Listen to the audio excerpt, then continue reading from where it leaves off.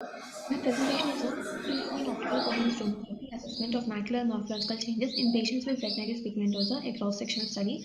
Author Dr. C.S. Sandhya, co-authors Dr. B.S. Naik, Dr. Leelavathamma, Dr. Murali Krishna, Dr. Tulasi, myself presented Dr. N. Ramesh.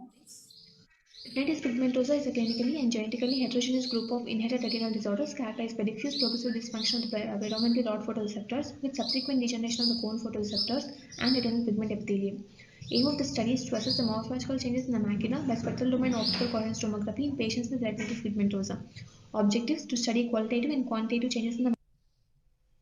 This is a cross-sectional observational study conducted between February 2019 and March 2020 at Department of Ophthalmology, SV Medical College, Tirupati. Inclusion criteria: patients with retinitis pigmentosa and patients in the age group of 10 to 60 years were included. Exclusion criteria: patients with systemic syndromes including retinitis pigmentosa, Usher's syndrome, Barrett-Beadle syndrome, and patients with atypical forms of retinitis pigmentosa were excluded.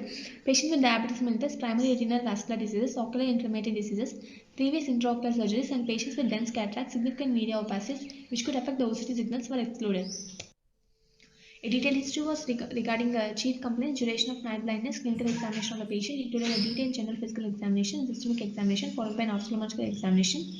Best corrected visual acuity assessed with a Snellen chart and scored with Logmar scale. Slit lamp examination for anterior segment, fundus examination with direct and indirect ophthalmoscopy, slit lamp biomicroscopy using 90D lens for macular assessment, visual field examination with Humphrey visual field analyzer. OCT was performed with OCT by an experienced examiner. OCT, the patient was explained about the procedure and after adequate dilatation of the pupil and proper positioning of the patient, a macular scan with fovea centered and more than or equal to 6 by 10 quality scans were obtained. The pattern of retinal morphology assessed using cross-sectional OCT images were categorized into qualitative and quantitative parameters. Qualitative parameters: vitreomacular fraction, epiretinal membrane, IS-OS junction abnormalities, restored macular edema, macular hole. Quantitative parameters: central macular thickness, macular cube volume. Results and analysis: the data were entered into an Excel sheet and statistical analysis was done using SPSS version 22.0. Frequency and percentage distributions were done with the age and gender. Measurements like central macular thickness, macular cube volume was depicted in terms of mean. P-value less than 0.05 was considered as statistically significant. The present study is a cross-sectional observation case study with a sample size of 30 patients. Distribution of macular abnormalities among study subjects. In this group of 60 eyes, 19 eyes showed IS-OS junction disruption, 18 eyes showed foveal atrophy, 13 eyes showed ERM, 12 eyes showed CME, 7 eyes had absent IS-OS junction, and 2 eyes had vitreomacular attraction, and 1 eye showed age-wise distribution of macular abnormalities. The age group of patients included in the study ranged from 10 to 60 years. Nearly half of the participants were in the age group of 21 to 40 years. The mean age was 34. Patterns was including the macular abnormalities are common in the age group of 21 to 30 years, while less in the age group of 10 to 20 years. Distribution of macular abnormalities according to gender. In the study group containing 30 subjects, the majority of the participants were males, 60%, followed by females, 40%.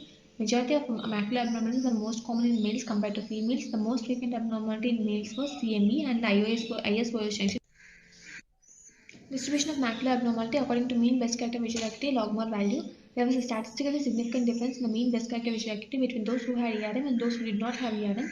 The mean best corrected visual acuity was statistically significant in those who had an absence IS-OS junction when compared to those with intact IS-OS junction.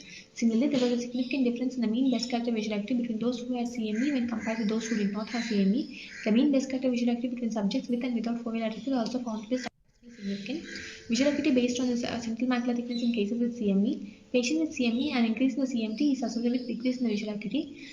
Visual acuity in cases with foveal atrophy based on CMT. CMT decreases, there was a decrease in the visual acuity in cases with foveal atrophy. Conclusion: the present study showed that SD-OCT aids in identifying macular abnormalities which are very frequent in RP patients. Most frequent macular abnormalities observed in the present study was IS-OS junction disruption and followed by foveal atrophy and ERM. Present study showed a strong correlation between macular changes and visual acuity. Visual acuity was worst in eyes with absence of IS-OS junction. Findings of the present study further support the recommendation of OCT in the screening of RP patients in order to define the natural history of the disease and also to identify those patients who could benefit from the current and innovative diabetic strategy. Strengths of the study: SD-OCT is a non-invasive technique that helps the study various retinal layers more precisely and in less time. It helps in detection of microstructural changes in the macular area in its early stages and when the therapy may be mostly useful. Morphological changes in the macula detected by STOCT correlate with the visual acuity of the subjects. STOCT is therefore an ideal method for evaluating the morphological and functional changes in the retinitis pigmentosa. STOCT helps in identifying and quantifying macular edema in RP patients who might benefit from the use of carbonic antagonist inhibitors or intraretinal steroid injection to reduce the degree of macular edema and possibly improve central visual acuity. Limitations of the study: small sample size. This was a hospital-based study and results might not be applicable to that of a general population. An exact estimation of prevalence of macular abnormalities in RP patients can be assessed only through a population-based study. The relationship between the genetic mutation and macular complications was not studied.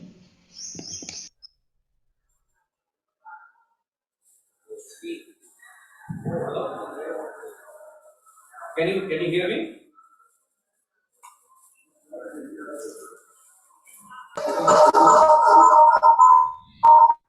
Hello, sir. Hello? Hello, sir. Among all your OCT, SDOCT findings, which you think is very important for visual prognosis? Like CME, Yes, ERM, and the foveal atrophy. So, which do you think is the important for visual prognosis? the disruption in the IS-OS junction is the most important factor in the prognosis of visual acuity, sir. What is ISOH And junction?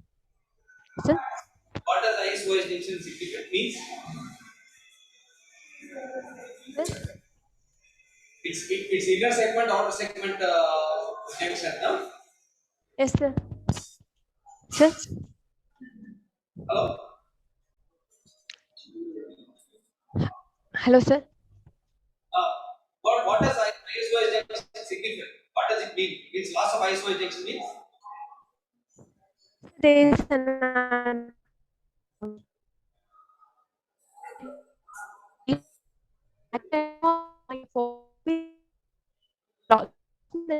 IS-OS junction, sir.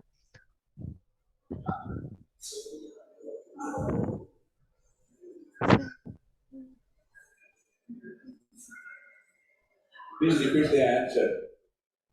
Yes.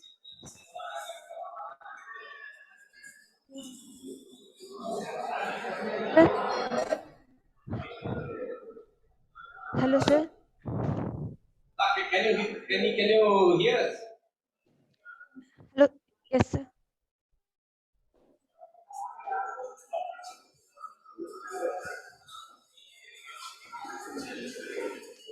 It's a good study, sir. It showed all changes, macular changes. It will help in one thing is prognostication. Like if the inner segment, outer segment damage means there is a loss of focus. It is at the level of the external limiting nucleus. Loss of focus signifies that it will not recover. Once the ISOH junction is gone, the vision is cannot be recovered. That it signifies. I just wanted to ask her. She knows about that. And she has enumerated all the three things and help in follow. Like maculopathy is there, one of these changes is there, how it is going to progress. The only treatable thing in this is CMU, cystatic macular.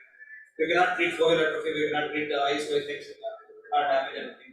There is cystatic macular edema, and the only cystatic macular edema where you can try astazolamide is retinitis pigmentosa. That's a good study which Hello, enumerates sir. changes that are happening in the macular area in the retinitis pigmentosa. Helps in the prognostication of vision and also follow up. Thank you, Vidwan.